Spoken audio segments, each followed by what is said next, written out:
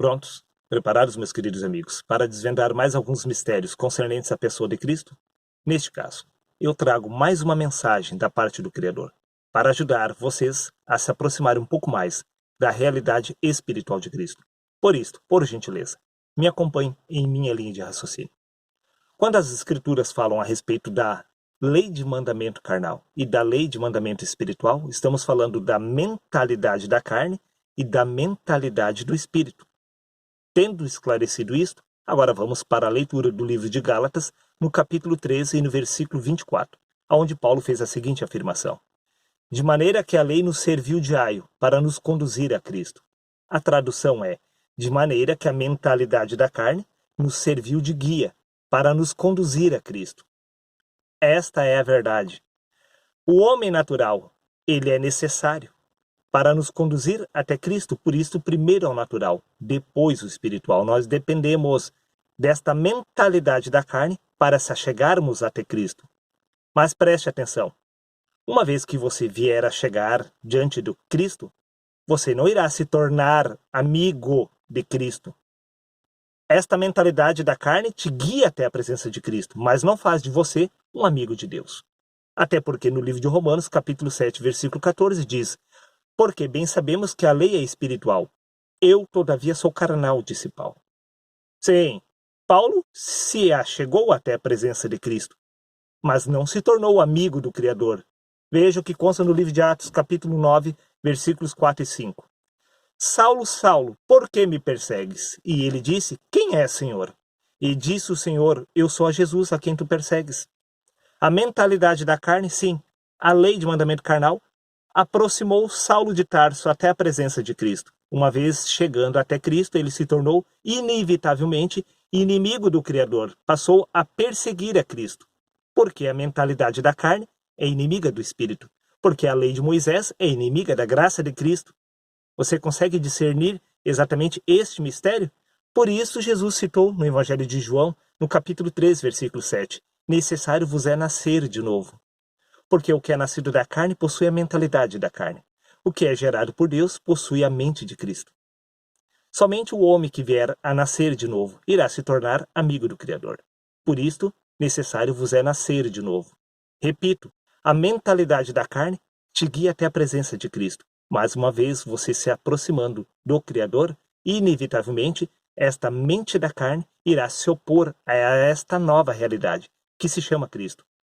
Agora podemos entender exatamente por que Moisés, no livro de Êxodo, capítulo 33, versículos 22 e 23, afirmou o seguinte, ou encontra-se o seguinte registro. Disse Deus: quando passar a minha glória, eu te colocarei em uma fenda da rocha, e te cobrirei com a palma da mão, até que tenha passado, disse o Senhor.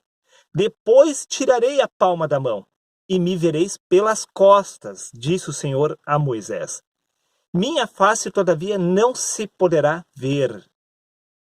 Moisés, uma vez chegando até o Criador, ele não pôde ver a face. A face simboliza a graça de Cristo. O que Moisés viu foi a lei de mandamento carnal. Aquilo que o discernimento da carne era capaz de associar com aquilo que era sagrado. Moisés não contemplou o sagrado, contemplou a própria natureza humana. Sim, por isso as leis de mandamento carnais, porque a mentalidade da carne associou aquilo que era sagrado à sua própria natureza. Porque, do contrário, veja o que aconteceria exatamente com Moisés, livro de Êxodo, capítulo 33, versículos 20. Acrescentou: não poderás ver a minha face, disse Deus, porque o ser humano não pode ver-me e permanecer vivo.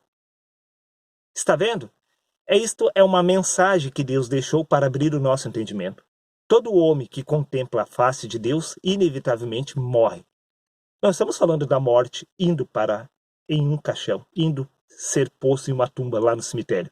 Estamos falando da morte da essência do pecado no homem.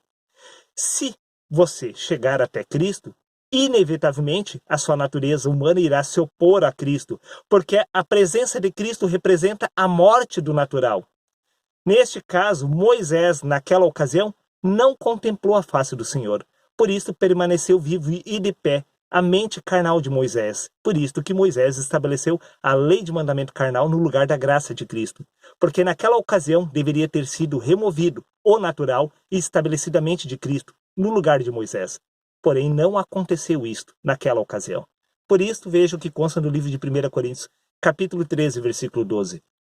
Agora, portanto, enxergamos apenas um reflexo obscuro, como um material polido, entretanto haverá o dia em que veremos face a face. Hoje conheço em parte, disse Paulo. Repito, agora, portanto, enxergamos apenas um reflexo obscuro, exatamente igual a Moisés. Moisés viu Deus pelas costas.